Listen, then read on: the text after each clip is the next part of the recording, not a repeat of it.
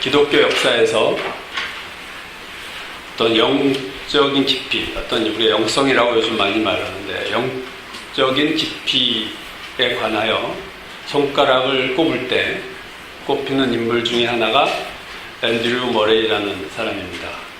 주로 한 240권의 책을 저술했는데 주로 자신의 영적인 체험과 경험을 가지고 책을 썼고요. 기도에 대해서 또는 성령에 대해서 십자가에 대해서 많은 어떤 영적인 깊은 내용들을 남긴 사람입니다. 남아프리카 사람이죠. 네덜란드에서 이제 활약을 했고 제가 가장 좋아하는 책 중에 하나인 그리스도의 영이라는 책을 썼고 제가 그 책을 정말로 좋아합니다. 근데 그런 앤드류 머레이가 그의 일기에서 충격적인 말을 하고 있어요.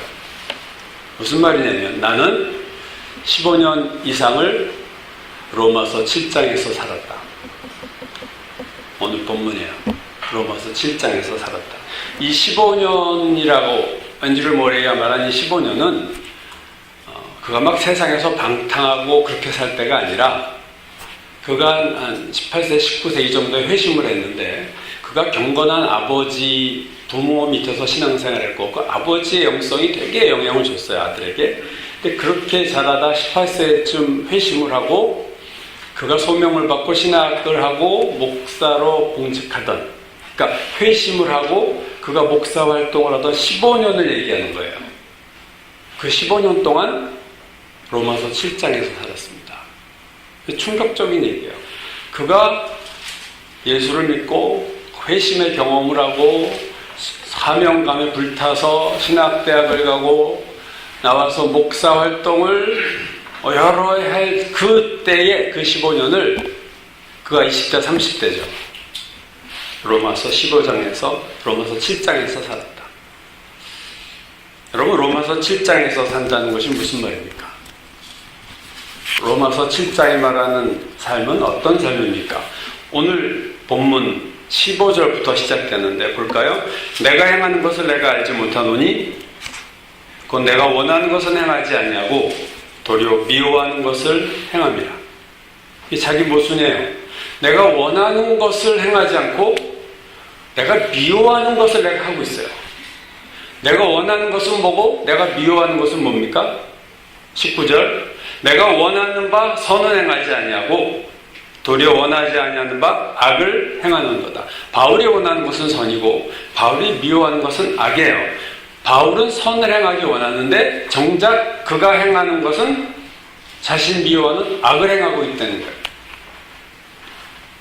이를 통해서 바울이 깨달은 것이 하나 있는데 그게 21절입니다. 그러므로 내가 한 법을 깨달았노니 곧 선을 행하기 원하는 나에게 악이 함께 있는 것이로다. 바울 안에 선이 있고 악이 있는 것을 알았어요. 근데 이 둘 중에서 바울은 선을 행하려고 하는데 결과는 항상 악을 행하는 거예요. 항상 악이 이겨요. 그래서 이 선과 악의 싸움이 내 안에 있는데 그 결과 자기가 선을 행하기 원하는 자기가 포로로 잡혀간다는 거죠.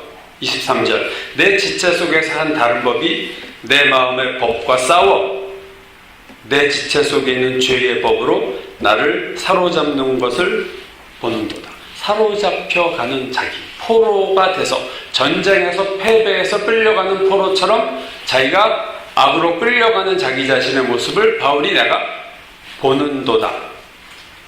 그래서 이 비참한 자기가 질질 끌려가는 모습을 보면서 그가 좌절 속에서 한 탄식이 그 유명한 24절입니다. 오라 나는 곤고한 사람이로다. 이 사망의 몸에서 누가 나를 건져내랴. 바울은 자신을 한마디로 곤고한 사람이다.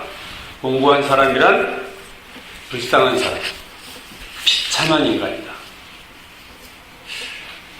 여러분, 오늘 이 로마서 7장 24절에 곤고한 사람이다 할 때 곤고한이라는 헬라어 단어는요 신약 성경에 단 2번 나오는 단어예요. 이 로마서 7장에 한번 나오고 또 한 번은 요한계시록 3장 17절에 나오는데 라오디게아 교회라는 요한계시록 2장 3장에 나오는 7 교회에 대한 설명들을 쭉 주님이 말씀하시죠. 평가를 할 때 라오디게아 교회를 얘기할 때 이 단어가 나옵니다. 3장 17절 내가 말하기를, 자 주님이 하신 말씀이에요. 라오디게아 교회, 네가 스스로 말하기를 나는 부자라, 부유하여 부족한 것이 없다 하지만 내 곤고한 것과, 이 단어입니다. 내 곤고한 것과 똑같은 단어예요. 가련한 것과 가난한 것과 눈먼 것과 벌거벗은 것을 알지 못하는도다. 그리스도께서 라오디게아 교회에게 하신 말씀이에요. 라오디게아 교회는 7교회 중에서 가장 큰 교회입니다. 가장 부자 교회예요. 그래서 스스로 나는 부자라, 부족한 것이 없다, 이렇게 자기가 자기에게 그렇게 자평을 하고 있어요. 근데 주님이 보실 때 그들의 진짜 모습은 그게 아니고 곤고한 자고 비상하고 가난하고 눈멀고 옷 벗었어요. 벌거벗었어요. 알지 못하는도다.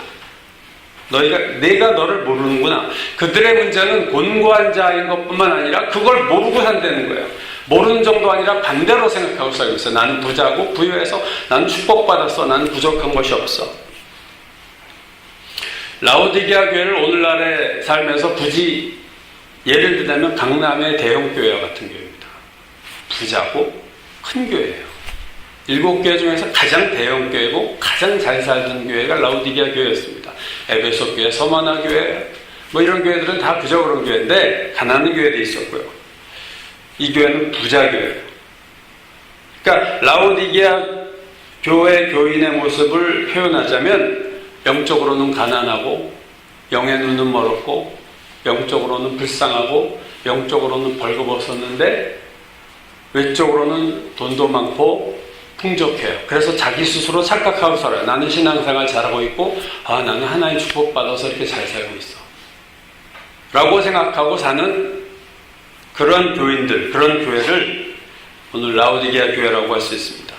로마서 7장에서도 곤고한 이 헬라어 단어를 썼고 요한계시록 3장에서도 곤고한이라는 단어를 썼지만 로마서 7장의 곤고한은 뭡니까? 자기가 깨달은 거예요. 바울이 내가 곤고한 인간이구나. 근데 요한계시록 3장에 곤고하다는 것은 스스로 깨달은 게 아니라 주님이 지적하신 말이에요. 지금 차원이 전혀 다른 얘기죠. 바울은 자기가 곤고한 자임을 알고 있는데 반해서 라오디게아 교회는 절대로 자기가 곤고한 자라고 꿈에도 생각하지 않고 있어요. 여러분 오늘 로마서 7장에 나타난 이 바울의 신앙 수준에 대해서 우리가 살펴볼 때 바울의 신앙 수준을 알 수 있는 단어들이 몇 개 나옵니다. 18절이요. 내 속 곧 내 육신에 선한 것이 거하지 아니하는 줄을 내가 아노니. 자, 바울이 뭔가 알게 됐어요. 내 안에 선한 것이 없구나. 21절 그러므로 내가 한 법을 깨달았노니. 자, 뭔가를 또 깨달았어요. 자, 아노니, 깨달았노니. 자, 이런 단어들을 주목해 볼 필요 있습니다. 바울이 이제 뭔가를 파악한 거예요. 진상을 파악한 거예요. 23절 보면요. 내 지체 속에서 한 다른 법이 내 마음의 법과 싸워 내 지체 속에 있는 죄의 법으로 나를 사로잡는 것을 내가 보는도다. 뭔가 영의 눈이 띄어서 자기의 포로된 모습을 보고 있어요. 아노니, 깨달았노니, 보는도다. 여러분 로마서 7장 앤드류 머리가 15년 동안 자기가 이 수준에서 살았다 그랬는데 이 로마서 7장의 영적 상태가 매우 낮은 것으로 생각하지만 사실은 그렇지 않습니다. 바울이 알고 깨닫고 보는도다. 이 수준으로 많은 사람이 못 가고 있어요. 솔직히 말하면 이렇게 알지도 못하고 라오디게아 교회 수준에서 살고 있죠. 솔직히 말하면 이 정도 같다는 것은 상당히 그래도 수준이 있는 얘기예요. 오늘 본문을 통해서 신자의 단계를 셋으로 나눌 수 있어요. 첫 번째 단계는 뭐냐면 구원은 받았지만 세상적으로 열심히 사는 신자들이에요. 하나님 말씀대로 살 생각도 안 하고 살아 그냥 세상 즐거움 따라 사는 신자가 있어요. 세상에서 성공하려고 세상의 즐거움과 쾌락을 쫓아서 열심히 그냥 살다 주일에 잠깐 예배드리고 또 세상 가서 세상을 위해서 열심히 살아요. 돈 벌려고 열심히 살아요. 하나님 없어요. 그런 신자가 첫 번째 단계다 한다면 두 번째 단계는 뭐냐면 이제는 하나님 말씀을 지키고 하나님 말씀대로 살고 싶어요. 그래서 노력은 하는데 열심히 내 힘으로 사는데 계속 실패해요. 그래도 내일은 내가 성공할 수 있을 거야. 그리고 또 열심히 살아. 또 실패해. 그걸 반복하는 수준이 있습니다.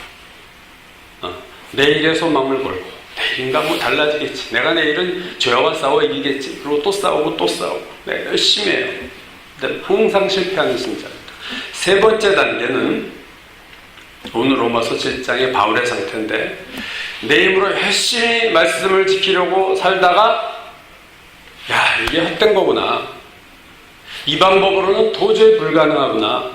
내 힘으로 주님의 말씀을 지킬 수가 없구나 라는 것을 깨달은 자입니다. 이건 되게 중요한 거예요. 이거는 깨닫지 못하고 열심히 말씀 지키려고 내 노력으로 사는 사람하고 좀 다른 차원이에요.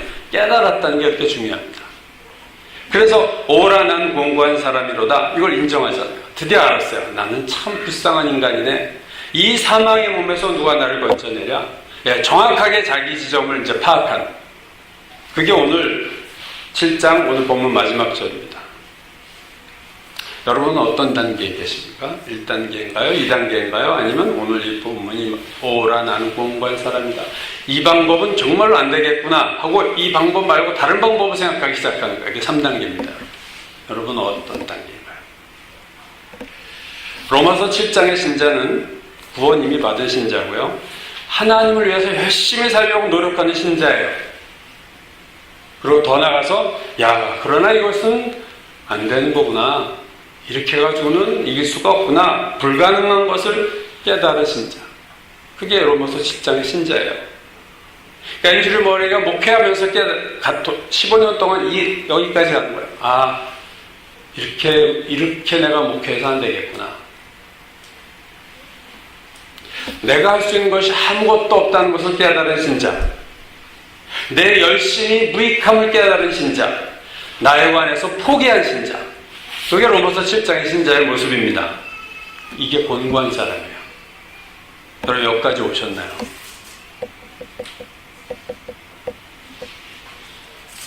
아직도 많은 신자들은요 하나님을 기쁘시게 하려고 살지 않습니다. 1단계예요. 그냥 세상 재미있게 사는 거예요. 가능한 한 이제 예수는 믿었고 이제 남은 내 인생의 과정은 즐겁게 인생을 살다 하나님 옆에 가는 거예요. 1단계죠. 하나님 기쁘시게 하려는 마음이 없어요. 또 많은 신자들은 조금 더 낫지만 주를 위해서 말씀대로 살려고 주일날 설교 듣고 결심하고 돌아가서 월요일부터 토요일까지 사는데 매일 깨져요. 매일 죄에 지고 있어. 주일 예배 다음 주 예배 더 은혜 받아서 내가 다음 주는 이길 거야. 계속 도전하는 계속 실패하는 마치 그리스 신화에서 돌을 굴려서 올라갔다가 드르르 내려온 거죠. 또 아침에 그 돌을 위로까지 올려요. 그죠? 그렇게 사는 신자가 있어요. 근데 세 번째는 이제 굴려서 올려 계속 떨어지다 보니까 이건 아니네. 이 방법은 이제 아니구나. 이제 무엇을 내가 해야 될까? 어떻게 해야 되나? 여기까지 온다는 거예요. 로마서 7장에 나타난 이 곤고한 사람은 요즘식으로 말하면 율법이라는 패러다임 속에서 사는 신자예요. 바울은 이 하나님 말씀을 지키지 않으면 벌 받을 거다라는 두려움이 있었을 것이고 내가 이 말씀을 지켜서 하나님 앞에 상 받을 거야. 보상 심리가 있었을 거예요. 이게 율법의 패러다임입니다. 율법은 두려움과 보상이에요. 내가 선을 행하는 사람은 두 가지예요. 내가 이렇게 살지 않으면 하나님한테 혼나지. 또 하나는 내가 이렇게 살면 하나님 나에게 복 주실 거야.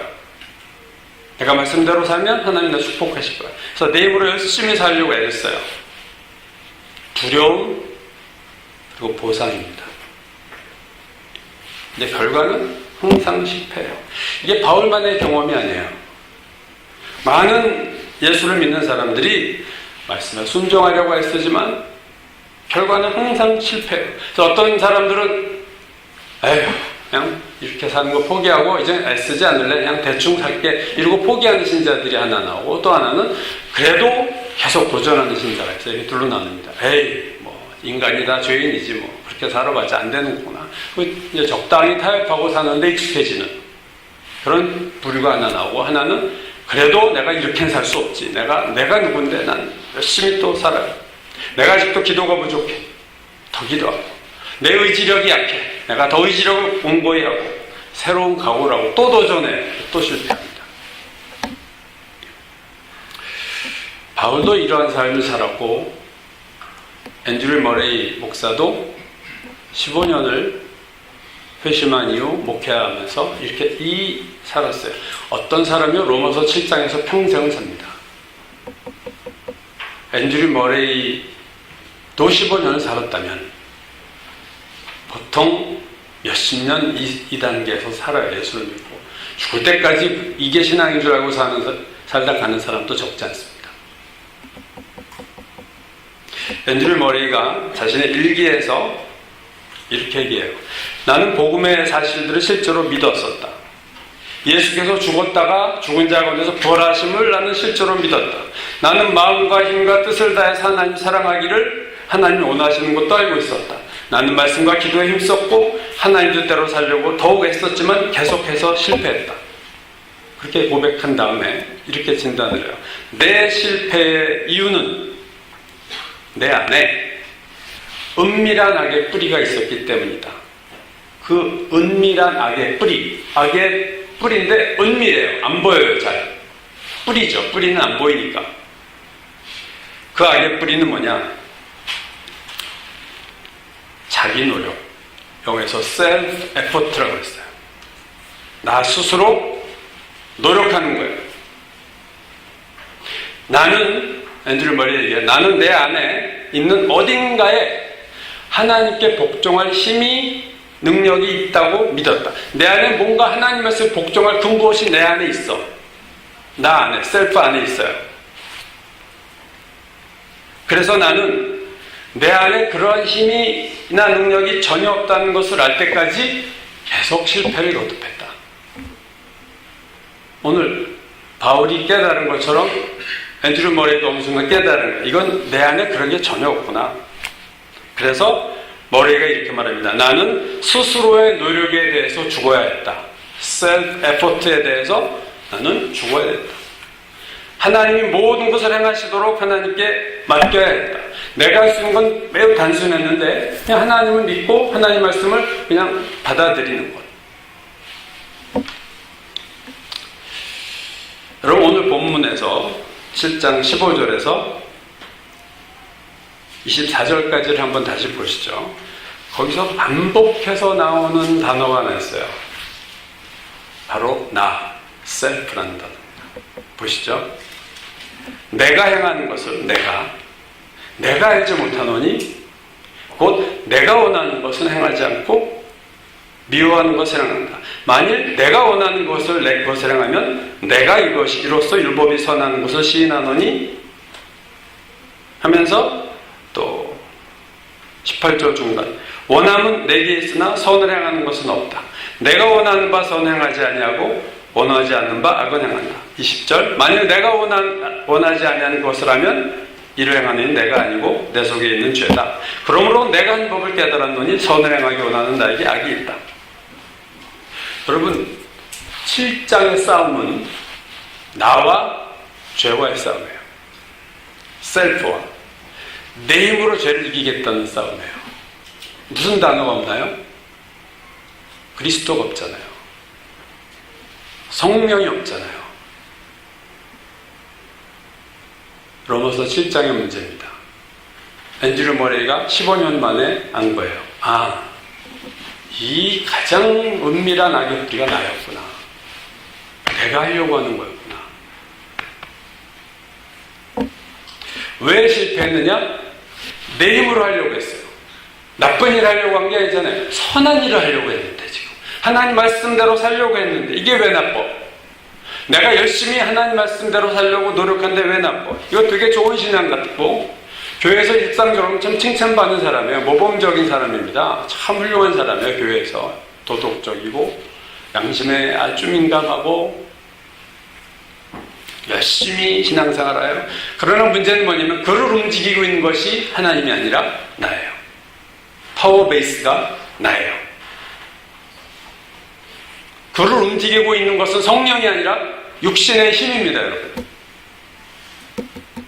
베드로가 다 다 주를 버릴지라도 저는 주님을 버리지 않습니다. 그때 나는 주님 안 버려요. 그 나도 셀프예요. 베드로도 셀프 에포트 하는 거예요. 자기 노력하는 거예요. 다 주를 버릴지라도 내가 버리면 안 돼. 난 그런 사람이 아니야. 난 니들하고 달라. 나는 할 수 있어. 그랬다가 어떻게 돼요? 비참하게 예수를 3번 부인하고 저주까지 했어요.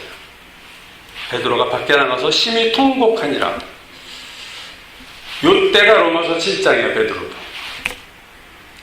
내가 불쌍한 인간이구나. 베드로가 울면서 무슨 생각했겠어요? 나는 곤고한 사람이구나. 나 정말로 한심하고 가련한 인생이구나.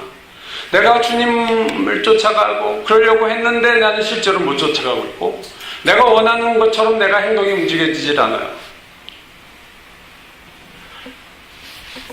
외견적으로는 참 좋은 것 같지만 이게 무서운 죄입니다, 여러분. 차라리 살인하고 강도하고 강간하고 방탕하고 술 먹고 이러면 자기가 죄인이라고 생각하고 살아요. 그러니까 분명합니다. 회개할 때 그 사람은 빨리 하나님께 회개해요. 근데 내가 열심히 주님 노력하고 말씀 지키려고 사는 사람은 회개하라면 난 뭐 회개할 거 없어. 얼마나 주님 말씀대로 살려고 애쓰는데 보기가 빳빳해요. 목이 곧은 백성들. 완악한 인간이에요. 여러분 생각해 보세요. 내가 만약에 내 힘으로 하나님 말씀 지키려고 한다면 그건 구약시대 율법시대로 돌아가는 거예요, 우리가. 그렇죠? 율법을 지켜서 구약에는 예수 그리스도 없어요. 그죠? 그러니까 내가 율법을 지켜서 내가 의인이 될 거야. 구약시대 사람들과 무슨 차이가 있어요, 여러분? 2000년대를 살고 있어도 내가 하나님 말씀 지켜서 내 힘으로 말씀 지켜서 내가 신앙생활 할 거야. 율법의 세상에서 살고 있는 거예요. 아까 제가 패러다임이라는 단어 썼지만 율법의 패러다임입니다. 그러한 삶이면 고통스러워요. 너무 힘들어. 지켜야 되는데 금욕적으로 가기도 하고 나를 치고 근데 매일 실패해. 여러분 이게 어디 굿뉴스 복음입니까? 복음은 그게 아니에요. 이건 아주 고통스럽잖아요. 이런 삶은 하나님 원하시는 삶이 아닙니다. 그거는. 하나님을 의지한다는 것은 내 힘으로 하지 않는다는 것은 무슨 말이냐? 그 아무것도 난 안 하고 그냥 가만히 있고 대충 살고 그거 게으르게 사는 거 아니냐? 제가 목회자니까 목사니까 설교를 하니까 설교에 대해서 비유하자면요. 목사가 열심히 설교 준비해야 돼요. 근데 제가 설교할 때 제 설교로 변화되는 여러분들이 변화된다면 그것은 내가 변화시킨 게 아니라 성령께서 변화시키는 거예요. 근데 목사가 착각해서 내가 설교를 해서 교인들 변화시키겠다라고 설교하면 그건 로마서 7장의 설교입니다. 내가 변화시킬 거야. 내가 설교를 해서 내가 더 좋은 설교를 해서 더 영적인 설교를 해서 교인들 변화시켜야지. 그리고 막 웅변적으로 막 불을 토하듯이 설교를 해도 그것은 여러분 로마서 7장의 설교예요. 바울이 고린도전서 2장 4절에서 이렇게 말했어요. 내 말과 전도함이 설득력 있는 지혜의 말로 하지 아니하고 설득력 있는 지혜의 말, 설교를 이렇게 할 수 있어요. 설득력 있는 설교, 지혜로운 설교, 아주 참 말이 지혜롭고 아주 예화도 좋고. 근데 바울은 내 말과 내 전도함이 설득력 있는 지혜의 말을 하지 아니하고 다만 성령의 나타나심과 능력으로 하여. 이거 다른 얘기죠. 차원이 다른 얘기예요. 너희 믿음이 사람의 지혜 있지 아니하고 다만 하나님의 능력이 있게 하려 하였노라. 바울은 이걸 안 거죠. 설교를 대충 하려는 게 아니에요. 하나님 역사하시다니까 그냥 설교 준비 안 하고 그냥 단에 서서 그냥 막 생각나는 대로 얘기하는 그게 아니고 다 준비했지만 열심히 준비하고 기도했지만 선포할 때 나를 붙잡지 않는 거예요. 나를 의지하지 않는 거예요. 원고를 보고 설교하지만 원고에 묶이면 원고를 의지하는 설교가 됩니다. 근데 원고를 보면서도 하나님을 의지하는 법을 배워야 돼요. 설교할 때. 예를 들면 저의 얘기예요. 수험생이 공부할 때도 마찬가지예요. 내가 열심히 공부해서 좋은 성적 나오고 합격할 것이다 라고만 생각하고 열심히 공부, 기도해 주세요. 그게 아니고 하나님 제가 열심히 하지만 붙는 건 하나님이 도와주셔야 됩니다. 라고 생각하고 공부를 해요. 내가 열심히 해야 붙는다 생각하면요, 성경 피는 게 스트레스예요. 공부해야지. 내가 성경 펴? 기도할 시간이 있어. 나 지금 공부해야지. 근데 내가 열심히 하지 하나님께 맡긴 사람은요, 성경 핍니다. 왜? 맡겼으니까. 기도해요. 왜? 이거 붙고 떨어지는 건 내 노력은 아니야. 열심히 하지만 하나님이 도와주셔야 돼. 그런 사람은요, 말씀 보고 기도, 신앙생활 다 해갑니다. 근데 신앙 없으면 저희 정동교회 때 고3 때 그랬어요. 고3 학생이 한 명도 안 나와. 고3 되자마자 공부한다고. 교회 출입 통제지, 출입 금지. 그리고 다 떨어졌어요. 우리 학년 전멸했어요. 임원진 다 떨어졌어요. 회장, 부회장, 총무, 서기, 회계 다 떨어졌어요. 교회 안 나오고 열심히 공부했다고 하는데, 하나님을 의지한다는 거는요, 대충 사는 게 아니에요. 그러나 중심이 어디냐는 본인이 압니다. 이것에 되고 안 되는 것은 하나님의 손에 있어. 주님 도와주옵소서. 주님을 절대적으로 믿으면서 사는 거예요. 그건 차원이 다른 얘기예요. 여러분 생각해 보세요. 내가 내 열심으로 하나님 말씀대로 살고 내 힘으로 주님을 헌신하고 살면 하나님께 영광 돌릴 부분이 있나요? 없잖아요. 내가 영광을 받아야지. 왜? 내 힘으로 주를 위해 살았고 내 열심으로 주를 섬겼어요. 마치 늙으신 노인 부모님에게 맛있는 거 사드리고 뭐 사과도 사드리고 뭐 상자 사가고 고기 사가고 봉양하듯이 하나님을, 주님 제가 할게요. 제가 갖고 있는 능력으로 주님을 섬기고 주님을 기쁘시게 해드릴게요. 다 해요. 그러고는 말로 주님께 영광 돌립니다. 하지만 속으로는 영광은 내가 받아야지 라고 생각합니다. 여러분, 하나님은 뒷방노인인가요? 하나님 전능하신 하나님입니다.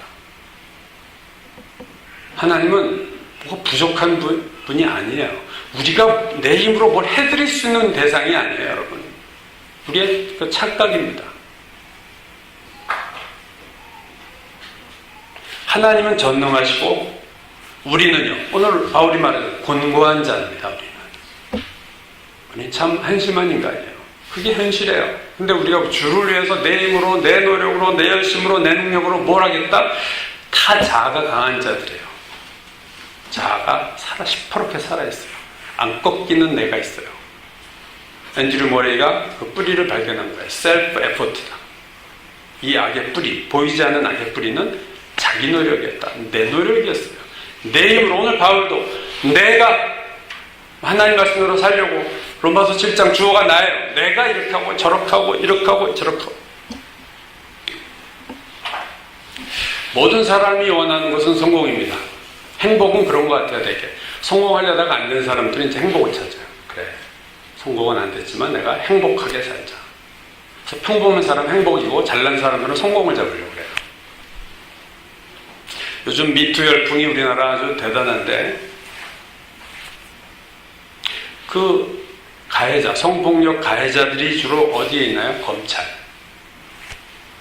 문학, 연극, 영화, 대학, 종교, 병원. 대표적인 우리나라 조직들 다 있잖아요. 가해자들의 공통점이 뭡니까? 나름대로 구분해서 성공한 사람이에요. 그렇죠?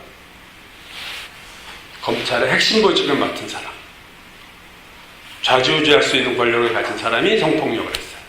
노벨 문학상을 늘 후보로 오르는 사람이 성폭력을 했어요.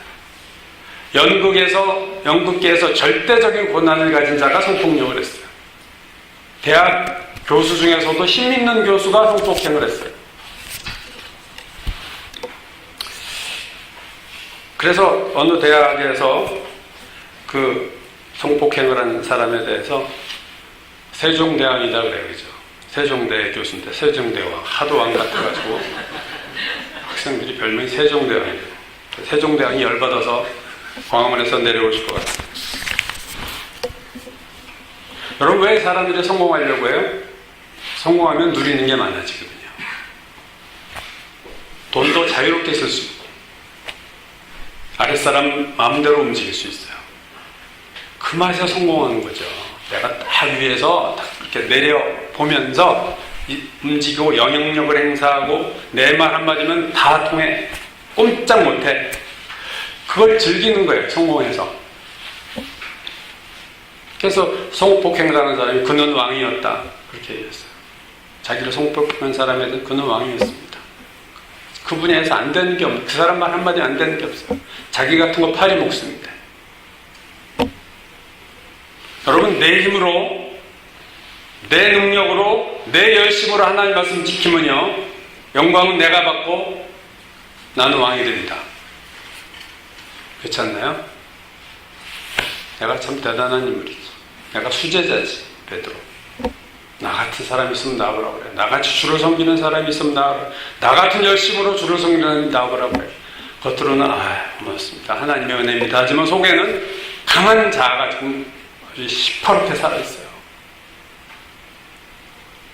이브가 선악과 따먹은 이유도 왕이 되고 싶었어요. 하나님과 같아지 왕이 되는 거죠. 그래서 신앙, 교회만 다니면서 성공하려고 하는 사람들은 전부 다 결국 왕이 되고 말고 하나님 떠나고, 우리가 성공하려고 할 때 생각해야 돼요. 내가 왜 성공하려고 하지? 진짜 생각해 보셔야 돼요. 로마서 3장 20절에서 바울이 이렇게 말했어요. 그러므로 율법의 행위로 그의 앞에 의롭다 하심으로 육체가 없나니 율법으로는 죄를 깨달음이니라. 율법을 주신 목적이 뭐라고요? 율법으로는 죄를 깨닫는 거예요. 이게 죄야 라는 것을 보여주시는 거예요. 하나님은 인간이 그 율법을 지키지 못할 존재인 것을 알았어요. 그래서 하나님 율법을 주신 이유는 죄인이 그걸 지켜라가 아니라 죄인이 나는 안 되는구나 하고 말씀을 지킬 수 없는 걸 깨닫고 하나님의 은혜를 구하게 만드시는 것이 목적입니다. 갈라디아서 3장 24절이 이렇게 말하죠. 율법이 우리를 그리스도께로 인도하는 초등교사가 됐다. 옛날 번역엔 몽학선생이라는 단어를 썼는데 무슨 말이에요? 율법이 내 손 잡고 끌고 가요. 초등학교 교사 유치원 애들 데려가는 거죠. 야, 우리 율법이 하는 말이에요. 그리스도께로 가자. 너 안 되잖아. 율법 못 지키잖아. 그러니까 그리스도께로 가자 하고 율법이 가이더가 되는 거예요. 누구에게로 가는? 그리스도에게로 가게. 율법을 지키려다가 내 힘대로 하나님 말씀을 지키려고 애쓰다가 실패한 자들, 내가 곤고한 자임을 깨달은 자들을 주님께로 이끄는 역할을 율법이 한다는 거예요. 그래서 이제는 하나님의 은혜를 구해요. 누가요? 내 힘으로는 절대로 안 되는구나를 확실히 깨달은 사람만이 하나님의 은혜를 구합니다. 아직도 내가 할 수 있다고 생각하면서도 주님의 은혜입니다. 이건 다 립 서비스예요. 그냥 거칠애로 하는 말이고, 정말로 하나님의 은혜가 있는 것은 안 된다는 것을 내 마음속 깊이 절실하게 느끼는 사람은요, 내가 정말로 열심히 오랫동안 했는데 안 됐어 라는 것을 경험하고 깨달은 자만이 그렇게 얘기할 수 있어요. 그렇지 않으면요, 절대로 이 로마서 7장의 이 고백은 못합니다. 이 수준이 여러분, 참 공고한 사람 다 죄인이지 넘어갈 수준이 아니라 이 수준은 상당한 수준이에요. 여러분, 아무나 이 수준으로 오질 않습니다. 이 고백을 할 자는 반드시 자기 힘으로 자기 노력으로 열심히 하나님 말씀대로 살려고 끊임없이 실패하고 또 실패하고 해서 수도 없는 실패라고 안 되겠구나 라고 깨달을 때 이 고백을 하고 주님께 오는 거예요. 물에 빠진 사람을 여러분 언제 구해줍니까? 상식적으로 다 아시죠? 막 말버둥 칠 때 아마추어들은요 막 뛰어들어가서 같이 죽어요. 그죠? 자꾸 안 노니까 물귀신처럼. 근데 정말로 해상구조 전문가들은 이렇게 지켜봅니다. 그죠? 지켜보다가 물에 빠진 사람이 막 허부적대다가 물도 먹고 꼴깍꼴깍 오르락내리락 하다가 이제 축 처질 때, 그때 뛰어들어가서 하면 그냥 질질질 끌려오잖아요. 왜?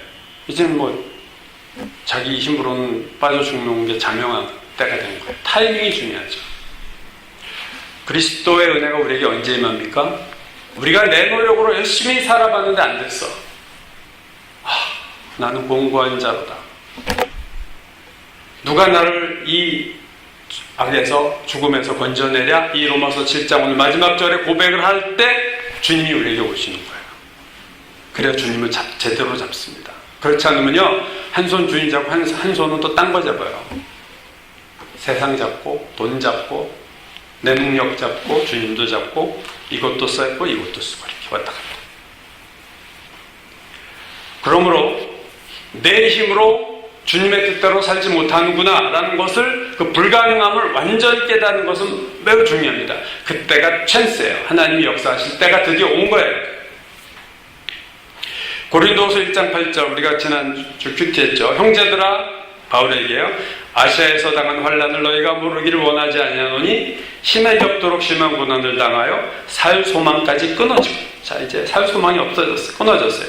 우리는 우리 자신이 사형 선고받은 줄 알았으니, 이는 하나님 우리를 그 지경까지 보내신 이유는 우리로 자기를 의지하지 말고 오직 죽은 자를 다시 살리시는 하나님만 의지하게 하려 하십니다.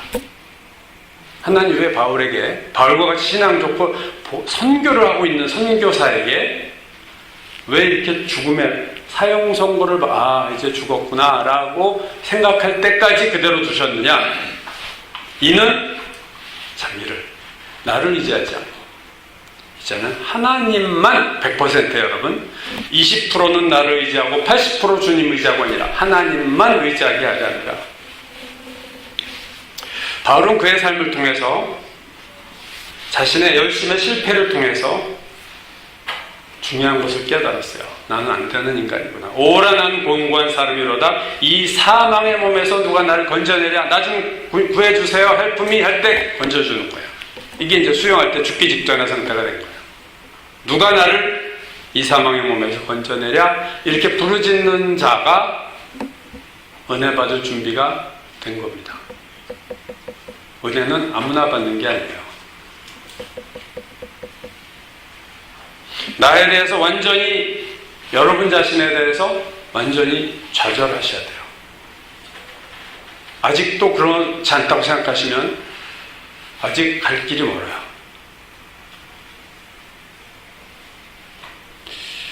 이 고백 7장 오라 나는 공고한 사람이로다. 이 사망의 몸에서 누가 나를 건져내. 이 고백을 한 자만이 로마서 8장의 승리로 넘어갈 수 있습니다. 7장 없이 8장 아무리 읽어도 은혜가 안 돼요. 무슨 말인지도 모르고 또 착각하고 살아요.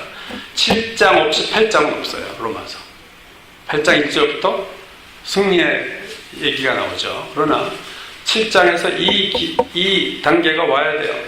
여러분, 로마서 7장은 제가 오늘 설교 제목 이걸로 잡을까 했던 제목인데 십자가로 가는 길목입니다. 로마서 7장은 십자가로 가는 길목이에요. 이 길을 지나지 않고 십자가로 갈 수 없어요. 절대로 못 갑니다. 나에 대해서 완전히 좌절하지 않으면 아직 로마서 7장 끝에 또 못 오는 거예요.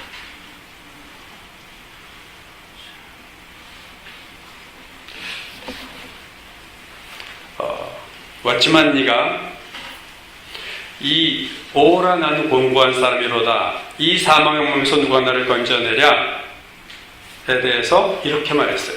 이보다 더 음악적인 것은 없다. 여러분, 이게 음악적인 것으로 들리세요? 이보다 더 음악적인 것이 없다. 어찌만 이가 또 얘기합니다. 인간이 낼 수 있는 가장 영적이고 가장 성경적인 외침이다. 그렇습니까? 가장 영적인 외침이에요. 가장 성경적인 외침이에요. 오라 나는 공고한 사람이라. 이 사망의 몸에서 누가 나를 건져내라 라고 외칠 수 있다는 것은 음악과 같은 감미로운 거예요. 소망이 보이는 거예요. 이제 되는 거예요. 이제 돼가는 거예요. 이제 네가 은혜 받을 자리에 왔구나. 음악 같은 거.